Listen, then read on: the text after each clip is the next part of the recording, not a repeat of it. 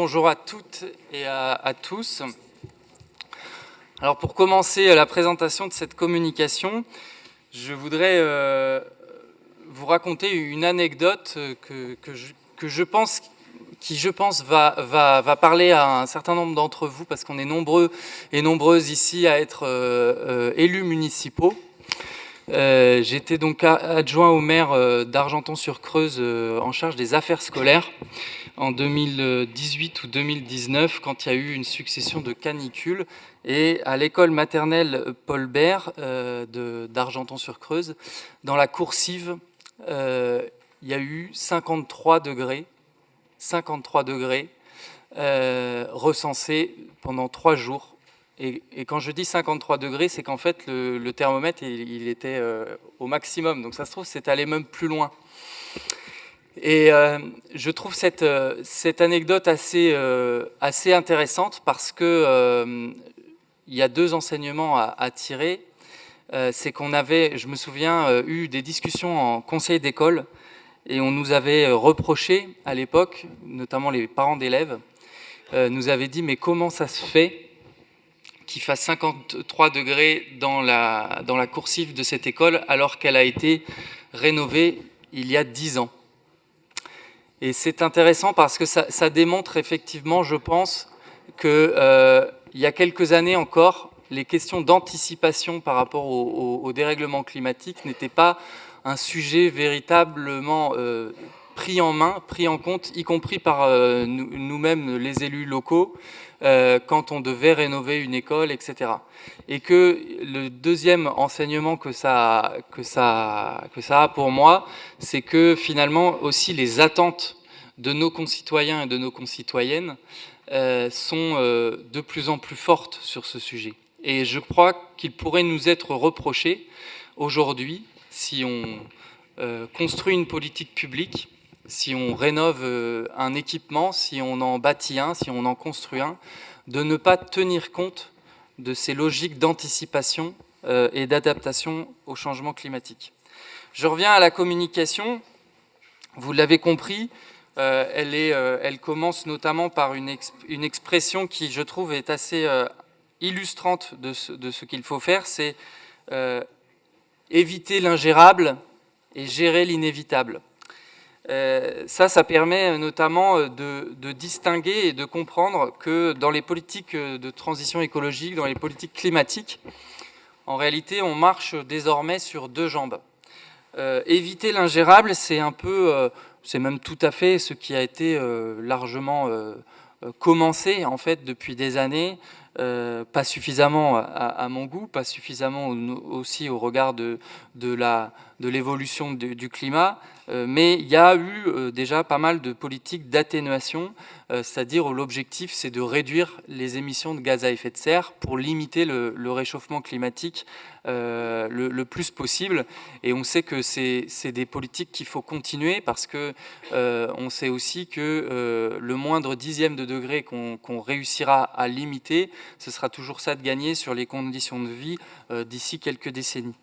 Mais désormais, c'est vrai qu'on parle de plus en plus de gérer l'inévitable. Et quand on parle de gérer l'inévitable, en réalité, on parle des politiques d'adaptation qui sont le sujet de cette communication et qui seront le sujet, vous l'avez compris, du rapport qui vous sera présenté d'ici 1 an et qui présentera notamment une stratégie régionale d'adaptation. Je vais y revenir. L'enjeu aujourd'hui, évidemment, c'est de renforcer ces politiques-là et ces logiques-là et d'en faire un sujet transversal dans toutes les politiques publiques. Alors, la communication, elle est organisée en trois parties. Et la première, c'est sur les impacts déjà observés et prévus du dérèglement climatique en région Centre-Val de Loire. Je ne vais pas revenir dans tous les détails. J'espère que vous avez pas simplement lu la communication en tant que telle, mais que vous vous êtes aussi attardé sur les annexes qui sont beaucoup plus fournies sur cet aspect-là des choses et qui décrivent, qui recensent un peu l'ensemble des connaissances scientifiques qu'on a aujourd'hui et qui nous permettent de déterminer avec précision les impacts qui sont attendus et qui sont déjà à l'œuvre dans le territoire dans lequel nous vivons. Mais je dirais que la principale idée, c'est qu'il faudrait retenir, de mon point de vue, c'est qu'on est en train de passer d'un monde des moyennes à un monde des écarts-types. Et quand je dis ça, c'est qu'en fait, on a toujours eu des aléas climatiques. Il y a toujours eu des sécheresses, des événements pluvieux, etc. Mais qu'en réalité, le réchauffement climatique, il se traduit par un dérèglement climatique et que ces événements météorologiques vont s'intensifier. Les sécheresses, les canicules vont être de plus en plus fortes l'été et les pluies aussi de plus en plus fortes. Et qu'en fait, on va devoir gérer des aléas qui sont, d'un certain point de vue, inédits à l'échelle de l'humanité, puisque le climat dans lequel l'humanité, en tout cas nos sociétés, ont vécu depuis des centaines d'années était relativement stable, et que là maintenant en fait on s'engage dans un processus, on est entré dans un processus où le climat devient instable. Alors la communication, elle se base sur la TRAC, qui est la trajectoire qui a été notamment travaillée par les experts et qui a été déterminée par les politiques gouvernementales sur la trajectoire de l'adaptation au changement climatique. Je voudrais quand même rappeler que cette TRAC, elle se base sur un scénario où on dit qu'en 2100, on sera à plus 3 degrés. Ce qui voudra dire en France un plus 4 degrés. Je commence par ça parce que, en réalité, le plus 3 degrés, il est déjà un scénario plutôt optimiste, en fait, aujourd'hui. Il est un scénario qui intégrerait le fait qu'on n'oublie surtout pas, voire même qu'on renforce largement, les politiques d'atténuation. Et que ce n'est pas tout à fait le chemin qui est aujourd'hui pris par les politiques climatiques en France. Alors, on a quand même fait le choix de reprendre cette TRAC parce que c'est aujourd'hui la base commune en fait à l'ensemble des acteurs publics.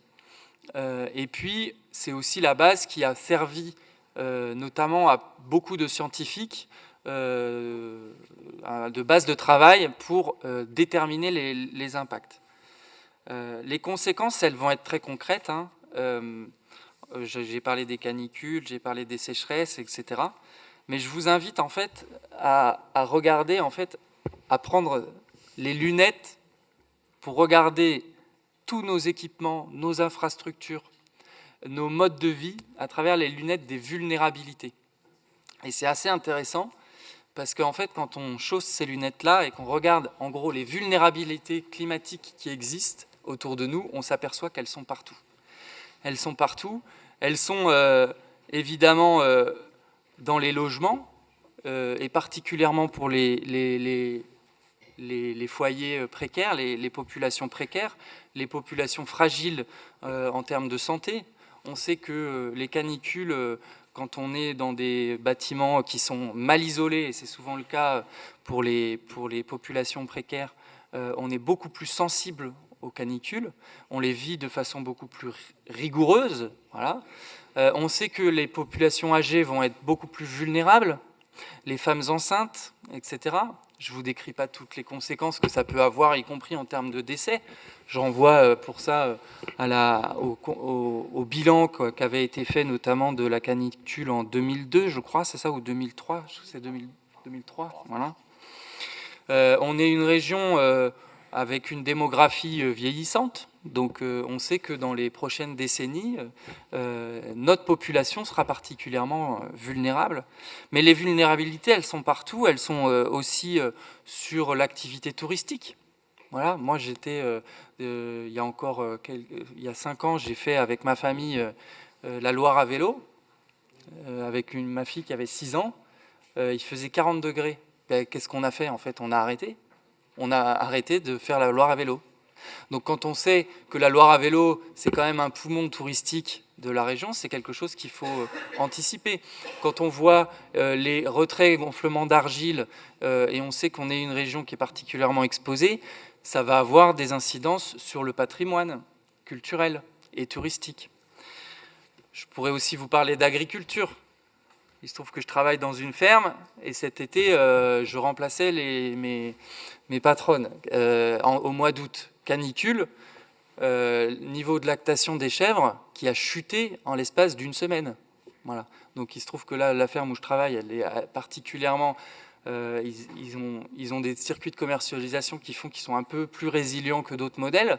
Mais enfin, quand on voit l'activité, notamment laitière sur les chèvres, notamment dans la région où j'habite, le sud de l'Indre, on peut penser que ça aura des incidences. Bref, regarder le monde qui nous entoure avec les lunettes des vulnérabilités, c'est prendre conscience qu'en réalité, les vulnérabilités, elles sont partout et qu'elles appellent une responsabilité de la part des pouvoirs publics.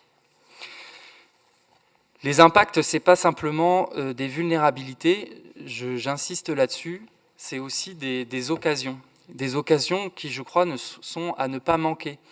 On a un certain nombre de métiers qui sont en train d'évoluer, de filières qui doivent aller chercher des nouveaux marchés, et on a une responsabilité aussi, et je pense notamment dans notre compétence de développement économique, à aller mettre au travail ces nouvelles filières, ces nouveaux emplois, à regarder quelles sont les conditions d'émergence de ces emplois pour que demain, dans nos territoires, il y ait des entreprises qui soient capables d'aller chercher ces nouveaux marchés.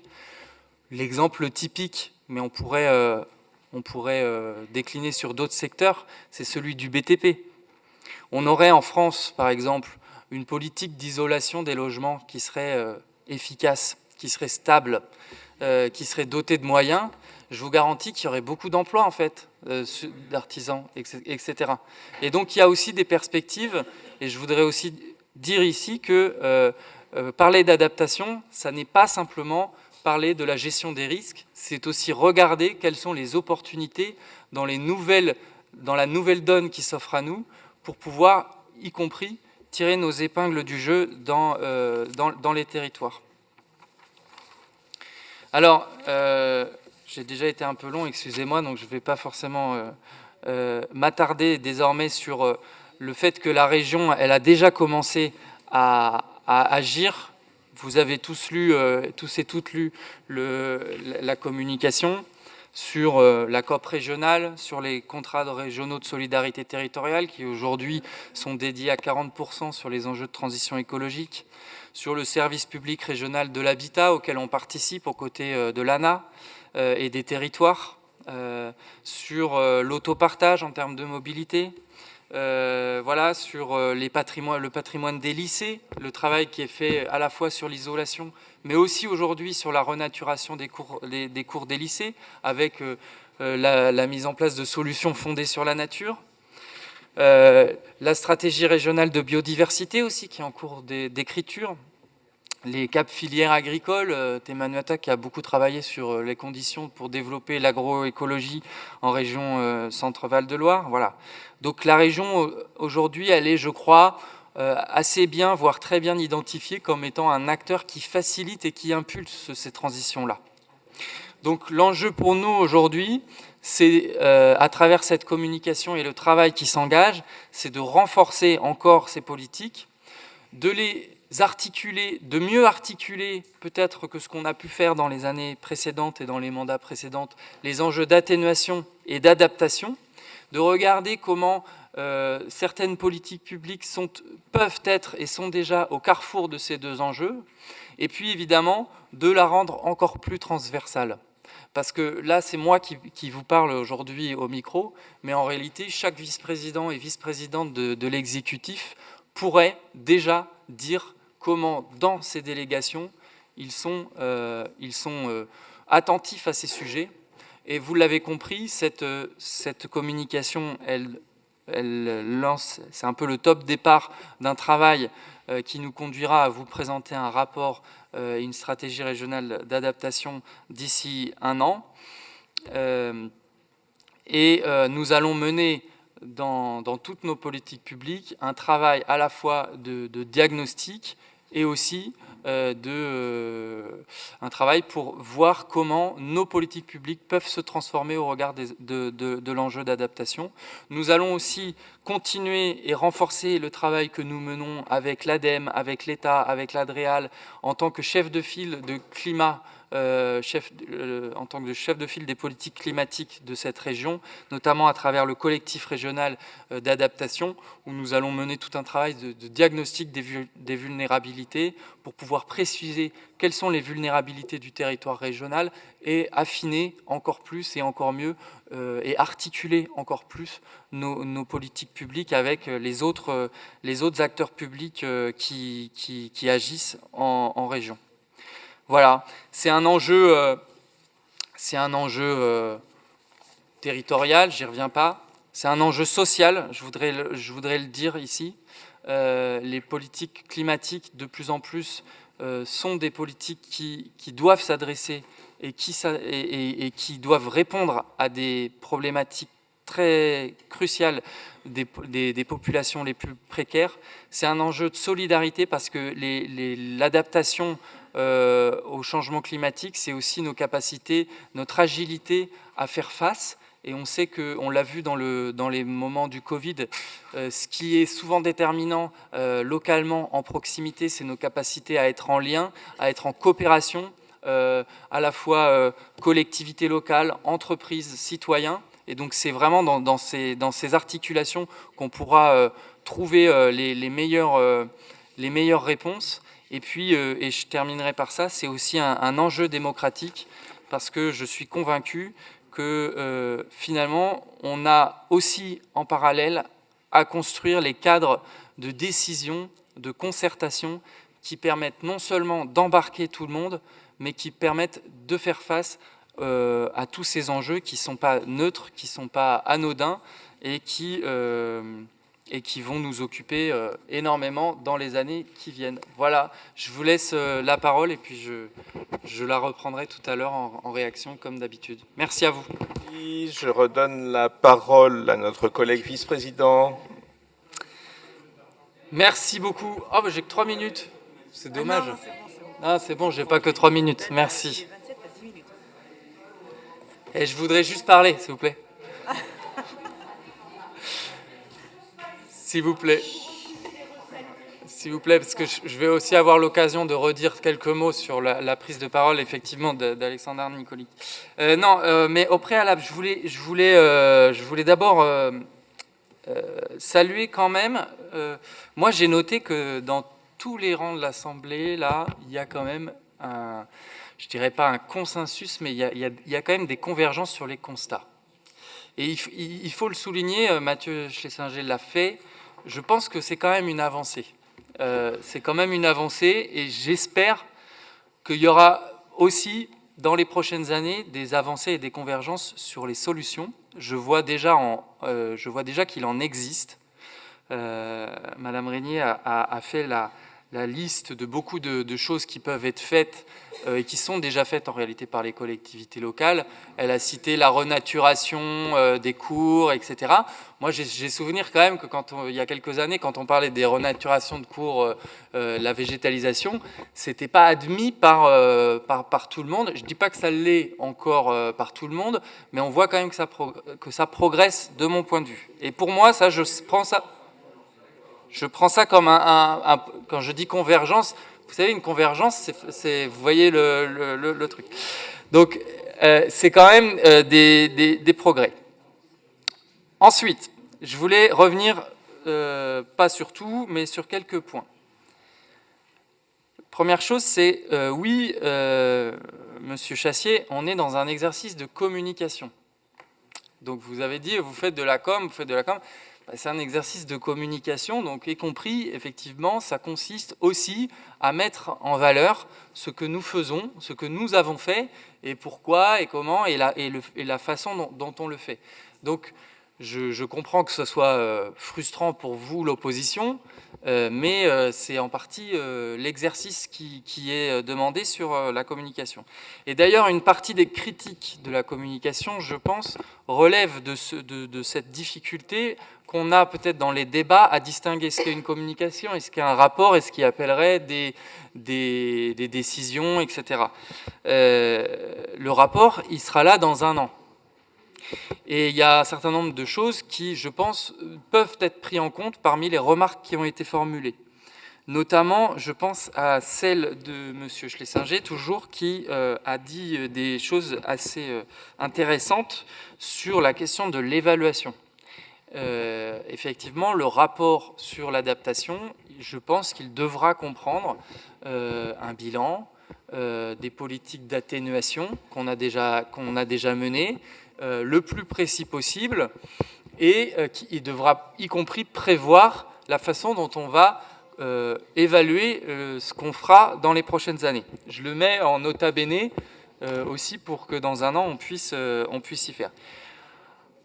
J'attire quand même l'attention sur le fait que évaluer des politiques aussi transversales, c'est quand même très complexe. C'est quand même très complexe, et j'attire aussi l'attention qu'en fait, on a déjà commencé à le faire. C'est là où moi, j'étais à peine à l'aise avec ce que vous avez pu dire, parce que vous pouviez laisser penser qu'on n'avait pas commencé. En réalité, je vous renvoie sur les travaux du comité de suivi d'évaluation, voilà, et précisément sur les évaluations qui sont prévues cette année, sur les politiques de l'eau et sur les politiques d'isolation, du plan d'isolation du CRST. Bon, ben ça, typiquement, c'est des choses qui sont prévues et qui vont nous donner de la matière objective pour pouvoir effectivement évaluer nos politiques publiques. Voilà. Sur la planification, toujours sur la prise de parole de Mathieu Schlesinger. Moi, pour être très franc, j'aurais adoré qu'on soit sur une stratégie régionale à terme qui soit une stratégie de véritable planification. Je suis en partie d'accord sur le fait que le bilan que vous faites des dernières années, c'est qu'on est rentré un peu dans une période de planification. Je suis en partie d'accord parce qu'effectivement, il y a eu un exercice de planification, notamment copiloté ici à travers la COP régionale par l'État et la région et par le secrétariat général à la planification écologique à l'échelle nationale. Donc effectivement, il y a eu des choses, mais je dois vous dire quand même que ça a donné lieu à beaucoup de frustration aussi, cet exercice de planification. Et sur les enjeux d'adaptation, on attend l'exercice de planification en réalité piloté par le secrétariat général à la planification écologique. On l'attend et on l'attend toujours, si bien qu'à un moment donné, on s'est dit, bon, on ne va pas non plus attendre 107 ans et on va commencer à faire quelque chose, effectivement, qui peut donner l'impression qu'on n'est pas dans un exercice de planification qui embarque l'ensemble des collectivités, des acteurs socio-économiques de la région. Et donc là, je partage votre déception, mais en même temps, on fait le choix de commencer quelque chose et de là où on est, là où on se situe en tant que collectivité régionale, notamment dans notre exercice de chef de file, mais aussi dans nos propres politiques publiques, on n'est pas obligé d'attendre que le secrétariat général à la planification écologique j'allais dire nous ponde un truc, c'est pas très bien, parce qu'en vrai, ils pondent pas, ils travaillent, mais nous demandent ou nous proposent une méthodologie. Voilà. Ça, c'était la première chose. Ensuite, je voulais revenir sur deux ou trois autres aspects. Alors, revenir notamment sur la prise de parole de M. Nicoli. Comment dire ça? Alors, l'idée, c'est, vous dites, n'ayez pas peur, on a toujours réussi à s'en sortir, etc. Moi, je voudrais quand même vous dire qu'à vous écouter, peut-être que nous, on donne l'impression d'être anxiogène, etc. Mais franchement, vous, de mon point de vue, vous donnez l'impression d'être particulièrement naïf. Excusez-moi de le dire.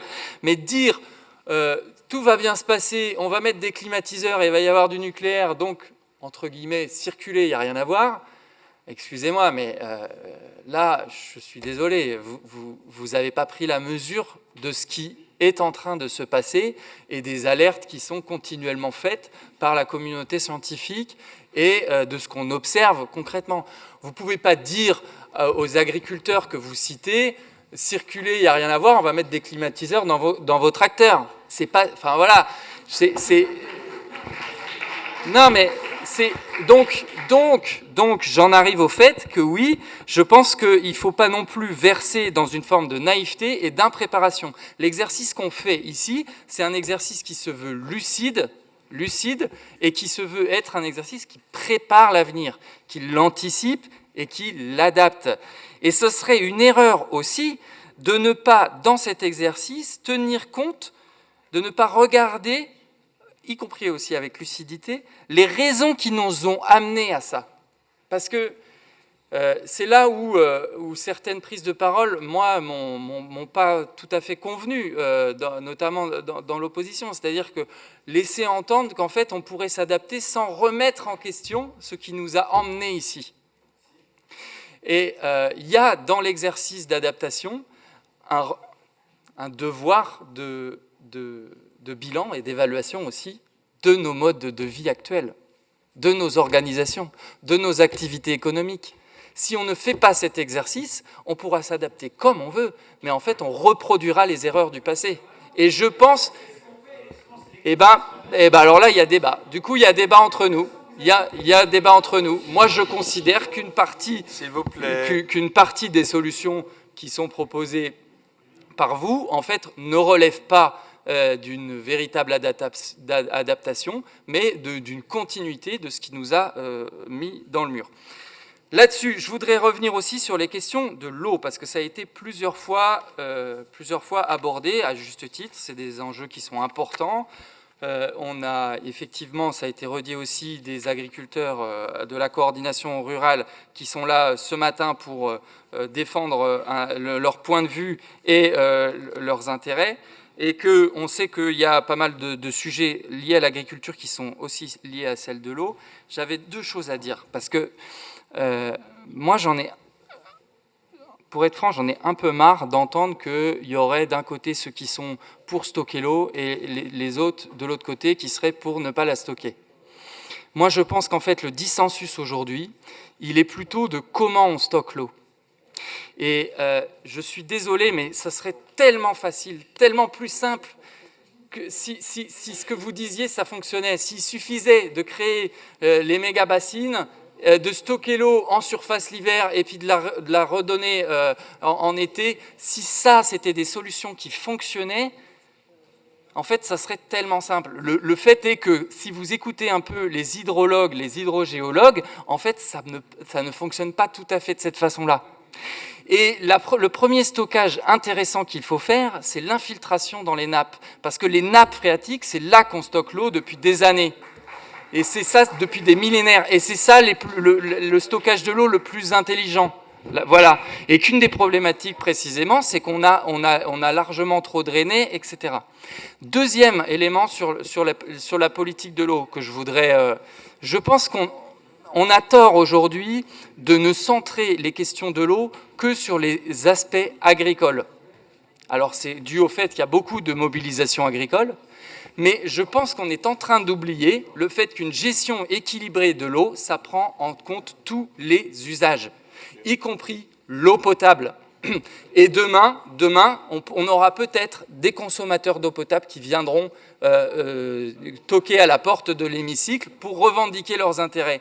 Et nous avons évidemment la responsabilité de tenir compte des intérêts agricoles dans le moment, mais il ne faut pas oublier que, en fait, une gestion équilibrée de l'eau, c'est une gestion qui tient compte de tous les enjeux, de tous les usages, et qui construit l'intérêt général plutôt qu'il accepte sans rechigner juste les revendications des intérêts de catégoriels et de certains usagers.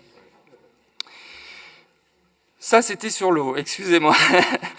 J'avais d'autres questions sur les entreprises, parce qu'il y a eu effectivement des choses qui ont été dites notamment par Madame Régnier sur On a besoin de diagnostics, on a besoin d'aide à l'investissement sur l'adaptation au changement climatique, on a besoin de former les entrepreneurs, etc. Et à vous écouter, en fait, je me disais, mais elle n'a pas écouté en fait, ce qu'on fait depuis le début du mandat. David Jacquet pourrait tout aussi bien le dire, mais en fait, ce qu'on a fait à travers le CAP Transition écologique, quand vous avez... n'empêche que le CAP Transition écologique, il vient soutenir les diagnostics, il vient aider les investissements. L'accélérateur des transitions écologiques, il vient accompagner des entreprises. J'étais hier soir encore à Tours avec une soixantaine d'entreprises sur la CEC, la Convention Entreprise Climat. Je suis désolé, on y met aussi de l'argent. On y met exactement 280 000 € sur cette CEC-là, pour accompagner une quarantaine ou une cinquantaine d'entreprises. On n'a pas rien fait en termes d'accompagnement des entrepreneurs. Ensuite, et enfin, parce que je vais m'arrêter là, je voulais revenir sur la coopération internationale. Et ce qu'a dit M. Chassier, qui s'étonnait qu'on fasse le lien entre coopération internationale et adaptation au changement climatique. Je sais plus comment dire les choses, moi. Mais le changement climatique, il va impacter l'ensemble des sociétés humaines de tous les pays, et particulièrement un certain nombre de pays qui sont aujourd'hui dans le sud global, qui sont déjà dans une situation économique, qui subissent la mondialisation, etc. Je ne vais pas vous faire tout le tableau, mais qui sont les premiers, parce que là-bas, c'est pas juste des canicules 25 jours dans l'année.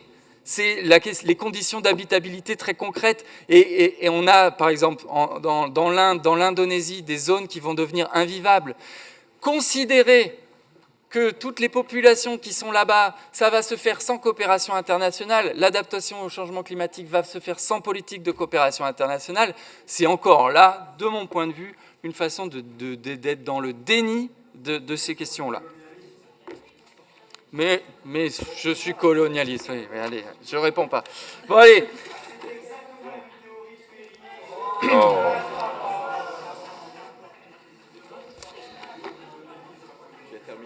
Oui, j'ai terminé. Là. En fait, là, sinon, je vais m'énerver, donc je vais me taire. Bonne journée. Bien, bravo.